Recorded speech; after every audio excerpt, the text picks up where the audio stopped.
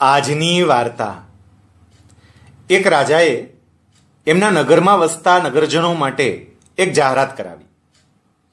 આવતીકાલે સવારે રાજમહેલનો દરવાજો નગરના તમામ લોકો માટે ખોલવામાં આવશે। મહેલમાં પ્રવેશીને લોકો જે વસ્તુ પર પોતાનો હાથ મૂકશે એ વસ્તુ એને ભેટ તરીકે આપી દેવામાં આવશે। લોકોએ આ જાહેરાત સાંભળી એટલે સવાર પડે એ પહેલા જ મહેલના દરવાજા સામે આવીને બેસી ગયા। દરેક વ્યક્તિ પોતાને મનગમતી વસ્તુ મેળવવા ઈચ્છતો હતો।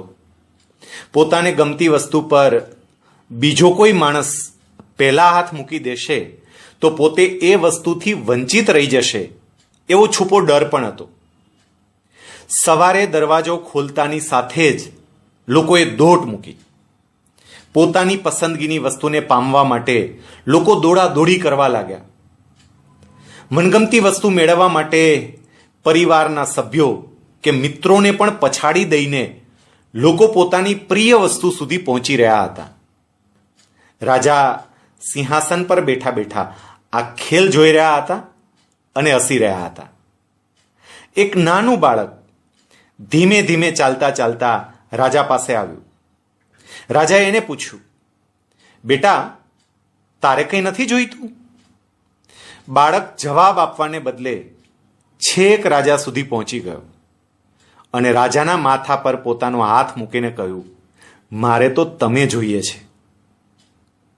રાજાએ આનંદથી બાળકને તેડી લીધો અને કહ્યું, બેટા, શરત પ્રમાણે હું હવે તારો થયો અને એ સાથે મારું આખું રાજ્ય પણ હવેથી તારું થયું।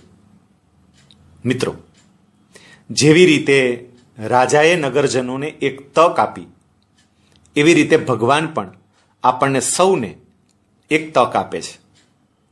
નગરજનોએ રાજાને પસંદ કરવાને બદલે રાજાની વસ્તુઓને પસંદ કરી, એમ આપણે બધા પણ ભગવાનને પસંદ કરવાને બદલે ભગવાનની બનાવેલી વસ્તુને પસંદ કરીએ છીએ, પણ એ વિચારતા જ નથી કે એક વખત ભગવાનને આપણા કરી લઈએ તો એની બનાવેલી બધી વસ્તુ આપણી જ છે।